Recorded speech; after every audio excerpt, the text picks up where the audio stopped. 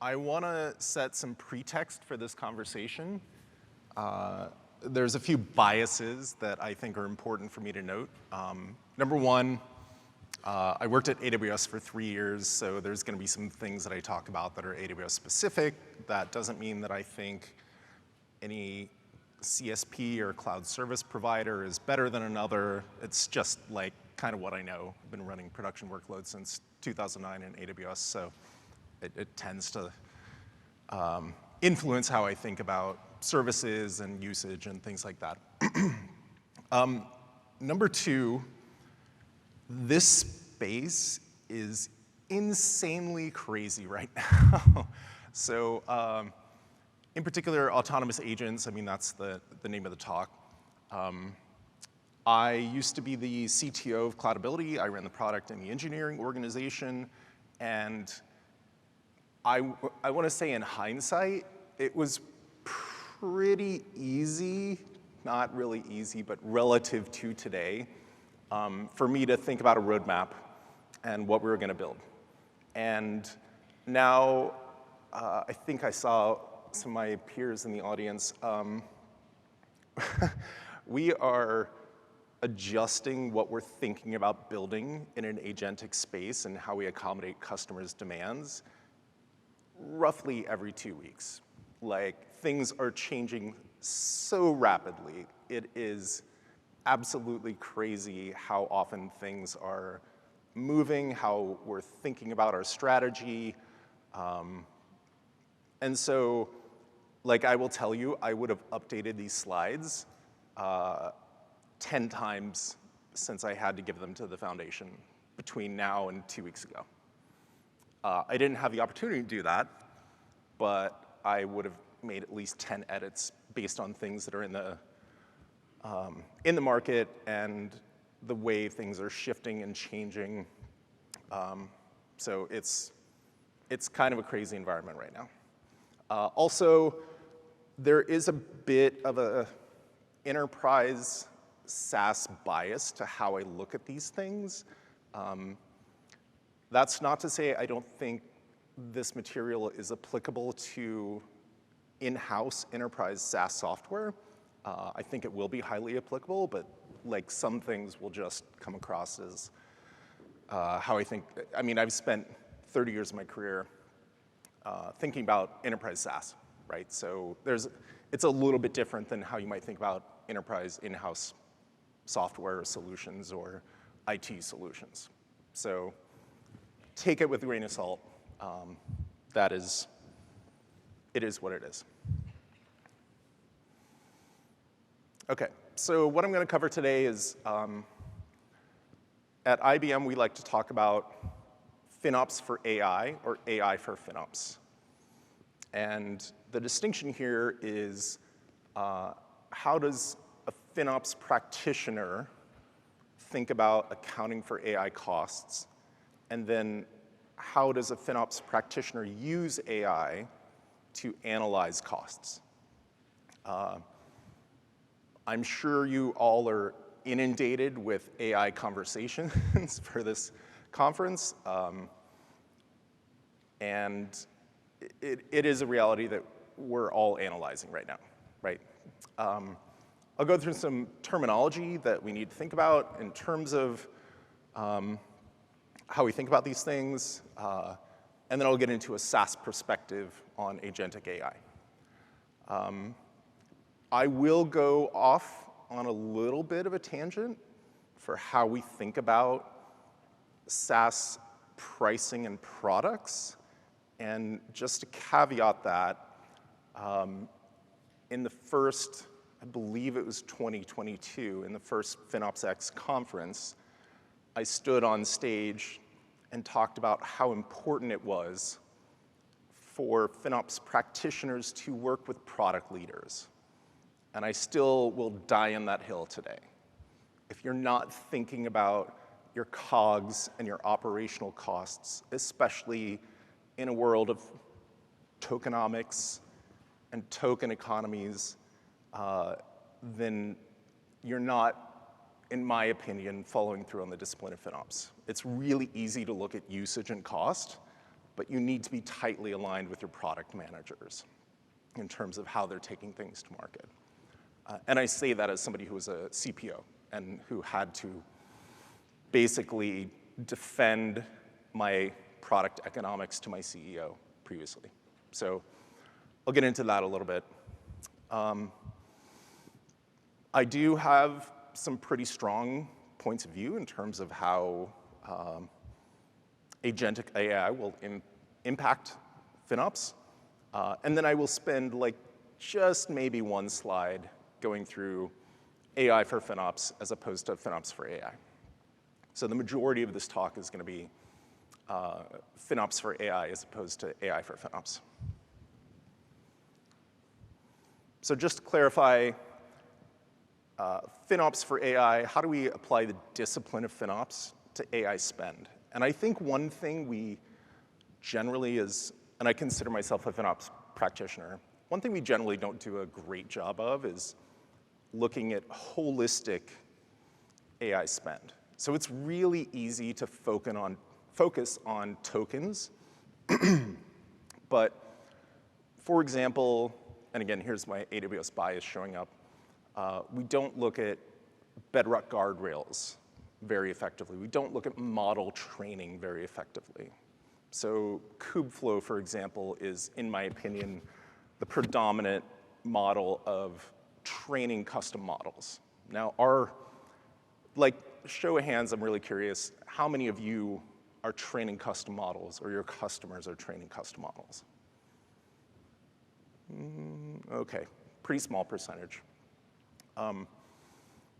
What I would argue is that we are not doing a great job of accounting for the cost of training custom models and whether or not we should be training custom models. So a lot of my customers in a previous life had legitimate reasons for training custom models. They were very focused, very purpose-driven, and I would argue that it was very defensible. Like the reason they were training custom models was very defensible. Now we're seeing an evolution of foundational models like Bedrock Nova models that can be customized. And I think we'll see customers continue to do that going forward. So when we think holistically about FinOps for AI, it's not just tokens. It is inference, it is optimization. I had a customer ask me a week ago to help make model recommendations.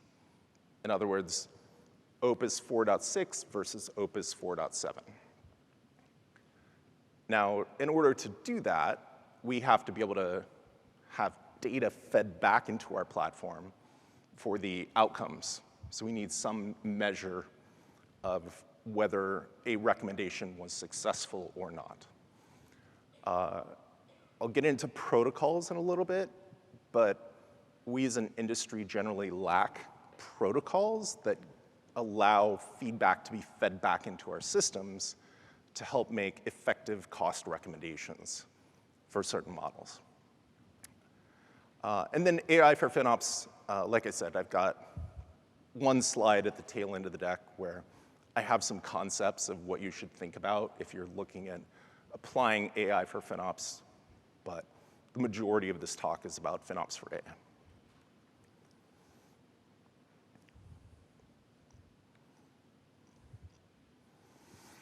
So one thing I want to clarify, like again, another show of hands, how many people generally feel like they have a handle on what agentic workflows look like? I'm sure you've heard a good bit about agentic workflows in this conference, and then put your hands down if you're not using agentic workflows today. So I'm really curious about, you know what it is, but you're not using them today. Okay, so I'll call it 10%.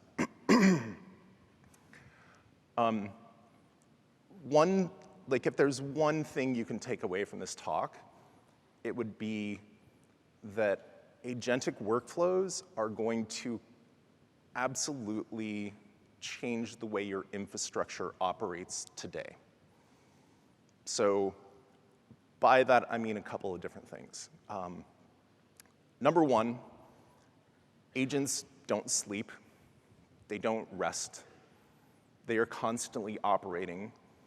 And like one way I like to reason about this is that historically, as a computer scientist, we would write cron jobs that would periodically pull APIs. Agents are far more data hungry than a cron job would be. A cron job might run once an hour. It might run every 30 minutes. But agents will run on a regular cycles, what is generally referred to as multiple turns, to ingest as much data as they possibly can. With one asterisk, which is, I think what we're seeing in the industry is that it's possible to overwhelm agents with too much data. We'll leave that for a little side note to the conversation. But in general, agents, the predominant thinking is to feed agents as much data as you possibly can.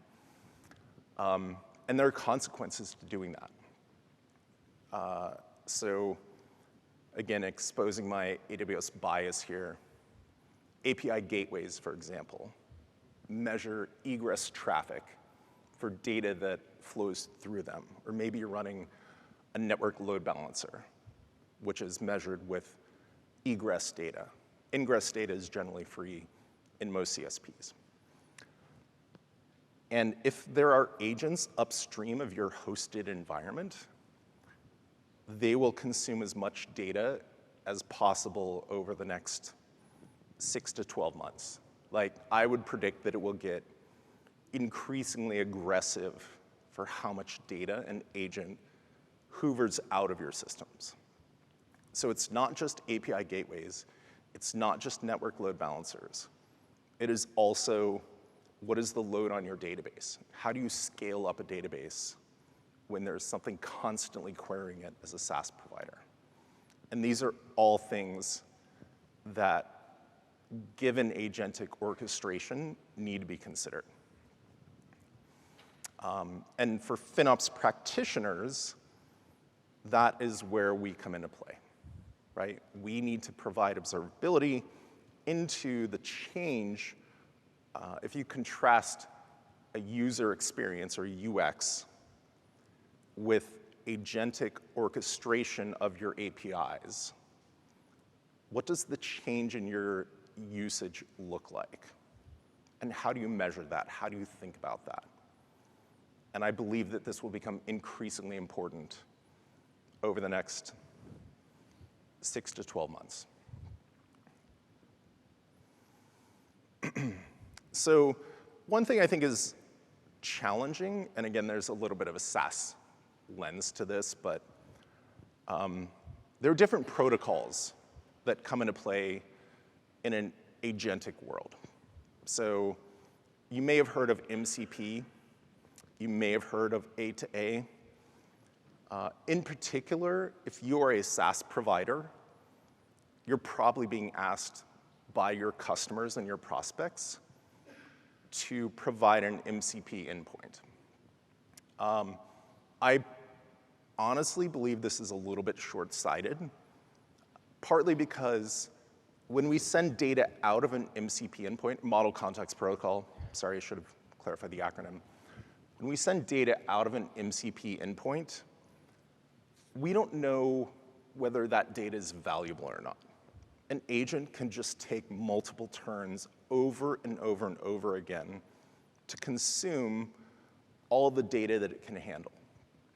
On the flip side, which is far less popular, is A2A, or agent-to-agent protocol.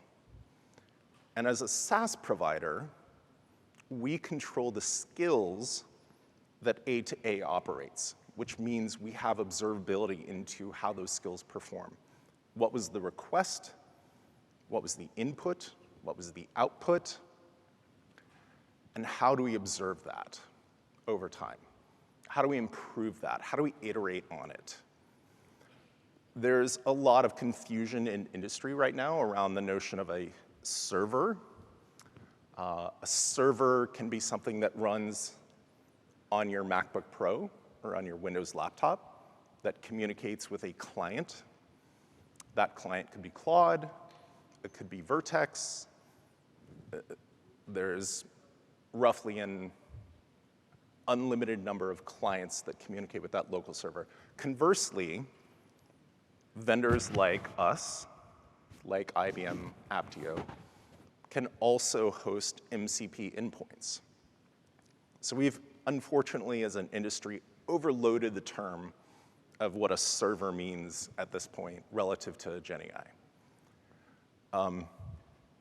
I don't have the ability to take questions from the audience, but I would love to have this conversation with you if you want to come up and talk to me afterwards about what you would like to see relative to a local server versus what we call a hosted MCP server.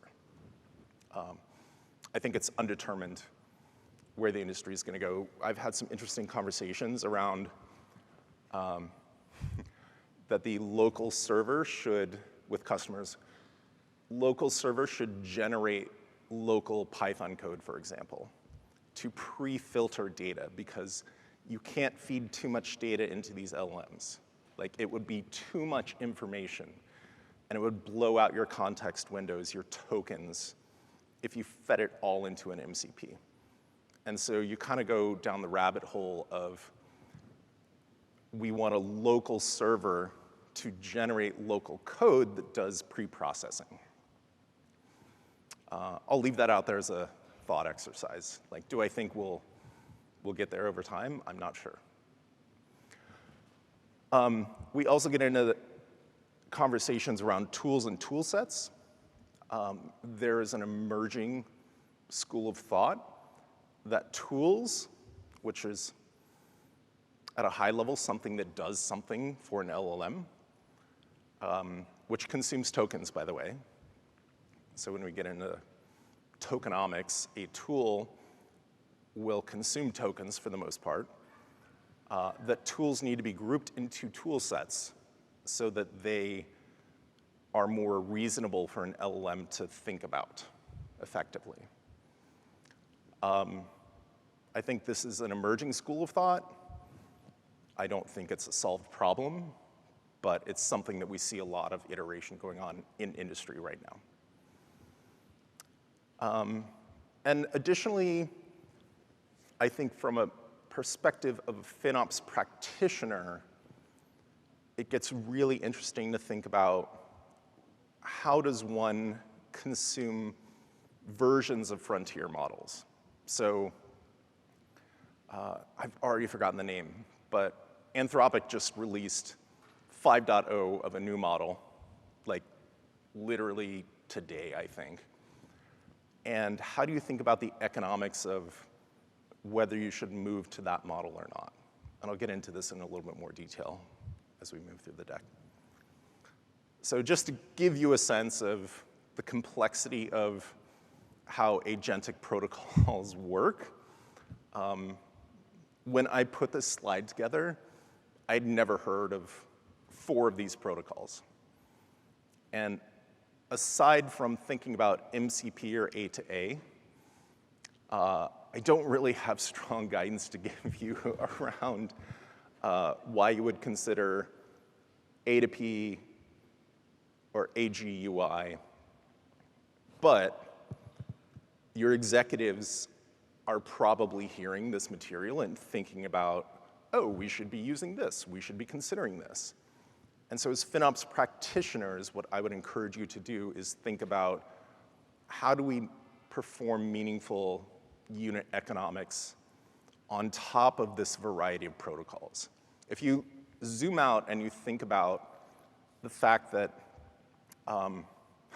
we generally agreed as an industry for a pretty long time that REST endpoints were a good thing, like not anymore. So how do we measure these protocols? How do we think about the cost of these things? And I think some of these will fall by the wayside. Like they will likely, this slide won't look the same in 4 years. But how do we think about, okay, well, we have to accommodate 6 different protocols for the next 2 years.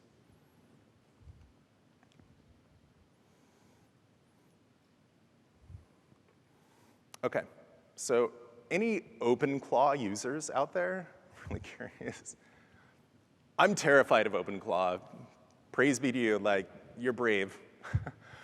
And OpenClaw was acquired for $15 million.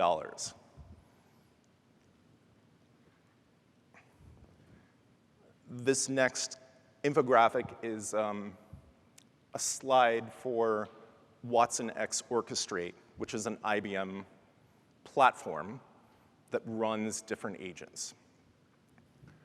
I don't think we'll see enterprises running OpenClaw anytime soon, but I do believe that agentic orchestration platforms will be increasingly important.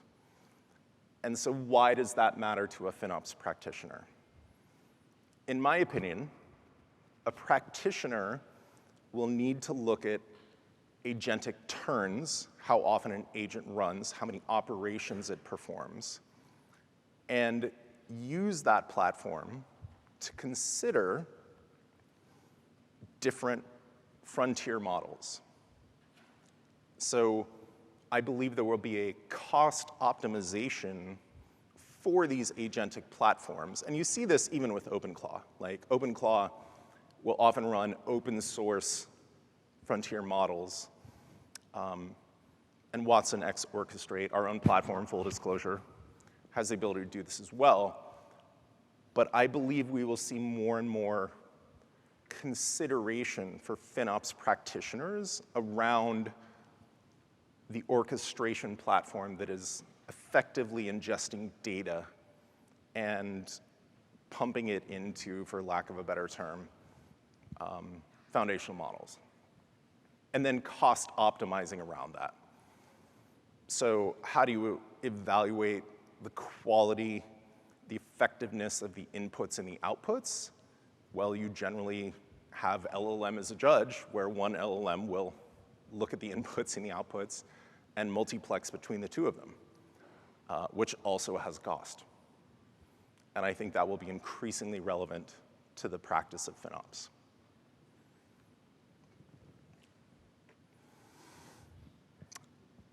Agents are usually autonomous.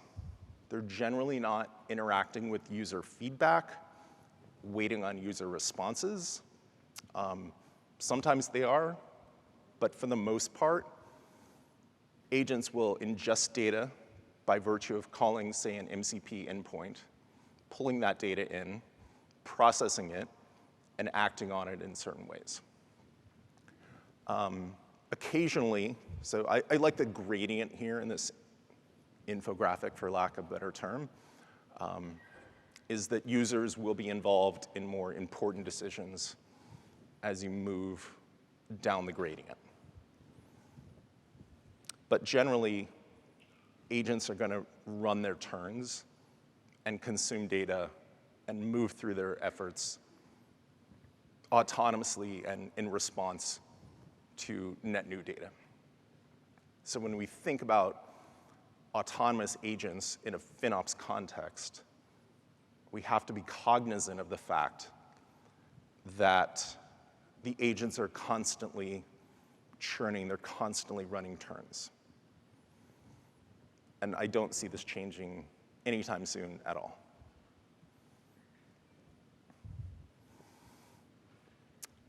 So I did want to talk a little bit about, for a FinOps practitioner, model selection and validation. This gets really nebulous, and it's probably more of a conversation for breakout sessions. But at the end of the day, when you have a stakeholder who is looking at your token bills and they're unhappy with the cost of that, how are you helping, let's say, engineering teams optimize your token consumption. And this, I mentioned at the beginning of the talk that like tokenomics is a relatively new thing, and this is all changing so rapidly, but at the end of the day, how are you empowering your engineering teams or your product teams to make more intelligent decisions? And I think that is the role of a FinOps practitioner, to give them the right data, to make recommendations, and to assist them in, I'm not sure I like this terminology, but what is good enough, right? And I've got some slides that'll dig into this a little bit later. The challenge is assessing what is good enough often involves an LLM as a wrapper around the inputs and the outputs, which inherently has a cost associated with it. So how do you then put a price tag on the inputs and the outputs of your LLM to do the assessment? And is it worth that assessment for cost effectiveness? I can't answer that for you. That is a function of your business. And maybe it's not worth you doing. But I would contend if you're not trying to assess it, you probably should be. Okay, so I'm going to rip through this pretty quickly, but if you are a SaaS provider, and again, I think this is applicable to enterprise spend as well, but if you are a SaaS provider, we fundamentally need to think differently about how we look at the economics of SaaS.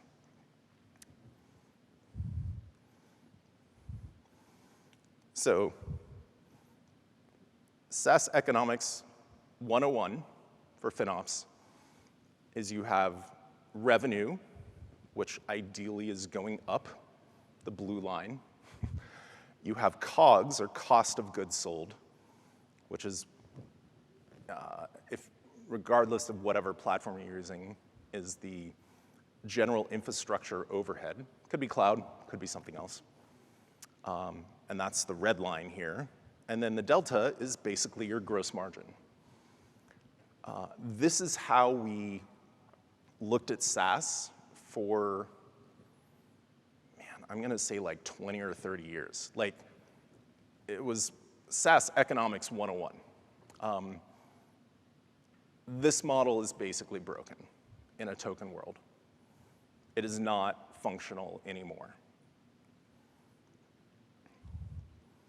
Okay, so I was hoping to point at this screen, but it's not behind me. So SaaS Economics 201 for FinOps is roughly what we in the industry have referred to as the rule of 40. And this means either you're growing by 40% revenue every year, or your margins are above 40%. That's a dramatic oversimplification, but that is often how investors, and I say this as somebody who has participated in raising a lot of venture capital, that's normally how you looked at the world. I would contend that token consumption has broken the rule of 40. It has fundamentally disrupted it. So again, this is a FinOps conference. Why would you care about this? Well, if your product team doesn't know this, then you have an opportunity to add value to your product team and help them understand where they're at relative to gross margin. And I don't know who else would do this if it wasn't the FinOps team. So this is always how I've run my businesses, and I would argue that you need to be doing this with your product team. And then we get into the challenge of margin compression. So historically, 80% gross margin for SaaS businesses was considered a win. Like, you were doing well as a SaaS business if you had 80% gross margin. There is a prevailing school of thought that 80% is going away, in particular among private equity capitalists who are investing or buying companies, because the cost of tokens is so high that they are no longer expecting an 80% gross margin for their businesses. So a quick history of SaaS pricing, just to kind of recap the previous 3 slides. Number 1 was a consumption-based model. And by the way, this slide is from a talk I gave with Boston Consulting Group when I was with AWS. If you rewind 20 or 30 years, the consumption-based model, like per seat-based model, effectively you paid $1, to oversimplify, $1 for a Salesforce license as a trivialization. And then AWS came along and the CSPs came along and they started charging based on a usage-based pricing model, which you all probably are familiar with. But you use 2 hours of compute or 10 hours of compute, you pay for what you used with some floor, like some basic floor, right? Like you're always gonna be charged for an hour or something like that, but in general, you're gonna pay for what you use. What we're seeing in market now is a shift to outcome-based pricing. And by outcome-based pricing, we mean, and this is public information, like I'm not disclosing anything proprietary here, but Zendesk, if you're a customer of theirs and an AI resolves a ticket for you, they will charge you, I'm making up a number, $2. And the reason they're doing that is because they have to burn tokens to achieve the AI-driven outcomes. So that outcome-driven pricing has an association of value that is tied to it. And it is my opinion that SaaS providers will have to move here because they cannot control how many tokens you or I consume. They have to tie them to outcomes to realize value. I'm happy to be proven wrong here, but I do believe that this is where we're headed.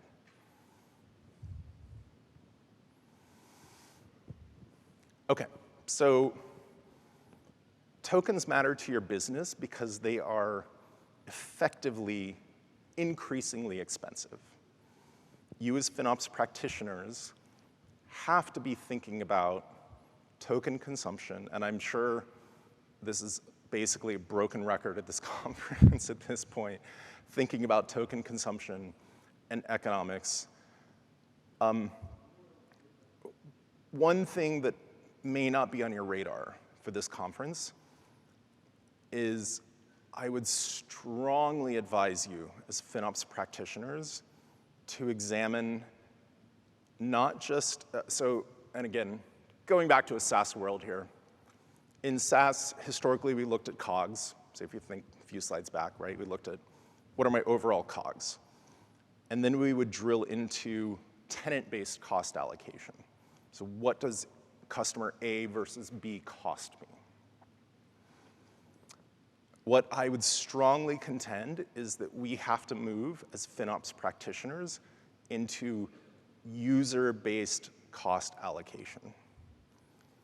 And the reason I believe that, and that I've seen firsthand, is that there's what I would call a power user inversion, meaning one person in this room could consume 90% of the tokens that we consume as a SaaS business.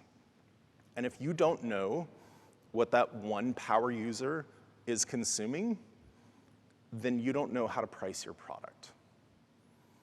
And this is where I go back to the FinOps practitioner has to help in an agentic world, because it's not even just a conversation around one user.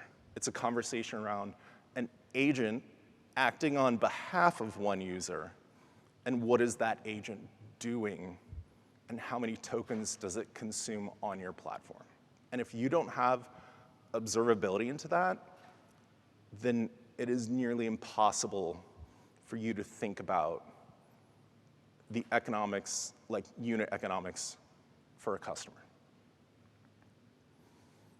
And this is not something that we historically looked at. Historically, we wouldn't look at what a database query cost from a FinOps perspective. But now we need to care about what is the cost of an individual user on our SaaS platform or on our enterprise platforms.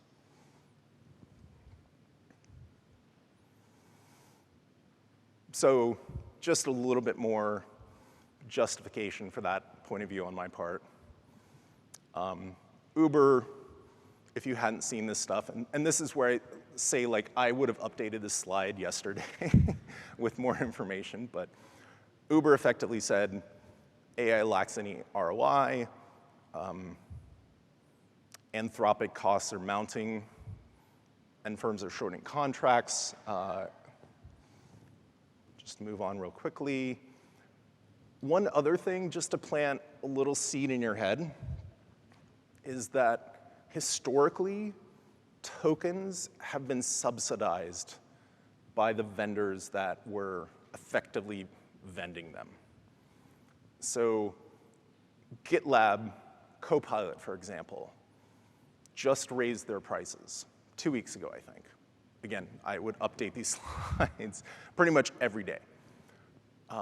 Anthropic is moving to usage-based pricing. Like, in general, it's my opinion that everything converges on usage-based pricing or outcome-based pricing. Like, the days of just have at it for a flat fee are over. So what I would encourage you to think about is, as practitioners, how do you approximate value? So A, there's visibility, but then B, how do you report back to the business whether there's value or not? That obviously requires collaboration, and it's really different in the trenches as opposed to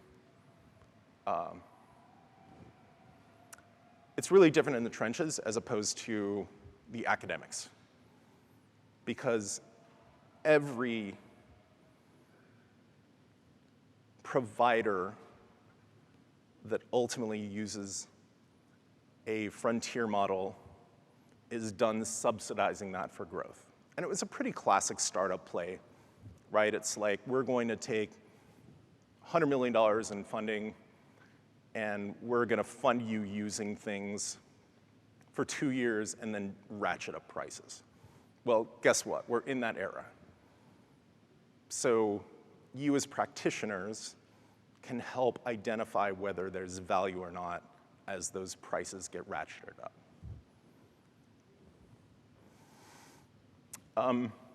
Full disclosure, if you follow this link, I do not necessarily consider this a credible source of data, but I think it's a good infographic. Like, I really like it, and it basically is meant to demonstrate that as token consumption increases, that the economics are not healthy anymore. So the unit economics, whether you're a SaaS provider, whether you're an enterprise, have an inflection point that is material. You could argue about the slope of this graph, but I found it pretty provocative. So it made the deck.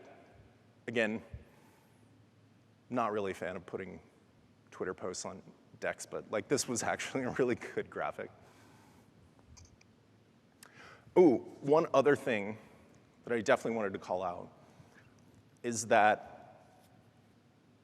while foundational or frontier model providers are not increasing their unit costs, they are performing more turns when you submit input. So the unit costs, and again, this is why visibility matters, but effectively, You could say, Erik, put in a prompt for, go find me the best sandwich in San Diego. And the tokens and the turns that an LLM will make consume more tokens. So the cost per token has generally not been affected. But the tokens that come out the door are higher, so it costs more money, and the economics change. And this is super important to realize, because the model providers will tell you we haven't changed our prices, but in reality, they're producing more tokens, and so the cost goes up, even though the cost per token doesn't change. And if you don't have visibility into this, then you can't associate that to business value.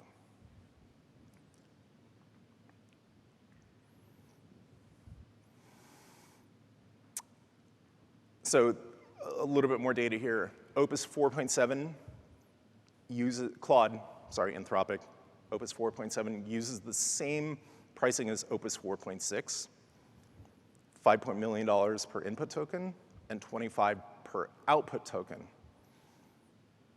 But this token inflation means that it will be 40% more expensive. So how do you evaluate value associated with that token inflation? And this is all public information.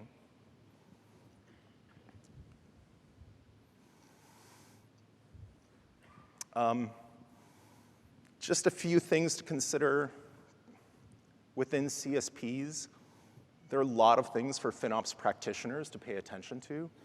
So cross-region inference servers, services, there's profiles associated with that, on-demand capacity reservations, provision throughput, throughput 2.0 is a significant improvement to PT 0, for lack of a better term, but there's lots of things that are not token related that are important for you as practitioners to pay attention to.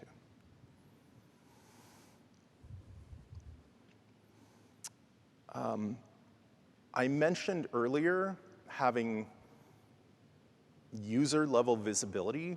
I think the CSPs are evolving pretty quickly in terms of Amazon Bedrock now supports request-level attribution, whether or not your organization has meaningful tagging policies, or there's also the ability to attach a principal to an invocation in the CUR data. If you're not doing these things, highly recommend doing it.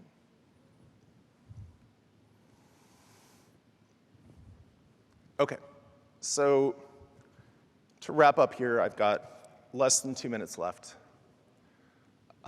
As FinOps practitioners, your user experience will change.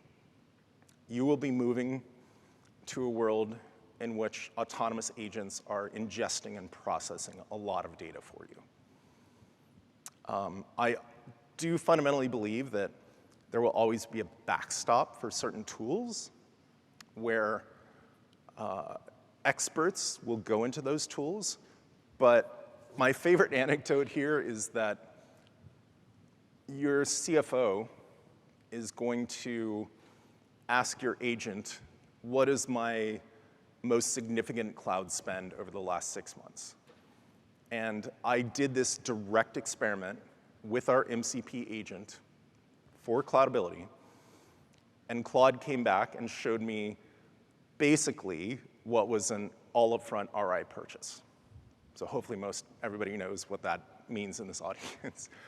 The only thing I could think of was my CFO is going to come back and challenge this spend and not understand what that was at all. And so you as practitioners are still gonna have to play a role of helping your CFO do better. So key takeaways, engage with your product team and stakeholders. Have a relationship with your observability team because they're going to help you understand your unit economics. And stay true to the principles of FinOps. Like, teams need to collaborate, business value, everyone takes ownership for their technology usage, and FinOps data should be accessible, timely, and accurate. And that's all I got. Hey everyone, producer Andrew here. Thanks for watching. Check out the rest of our channel for more FinOps content.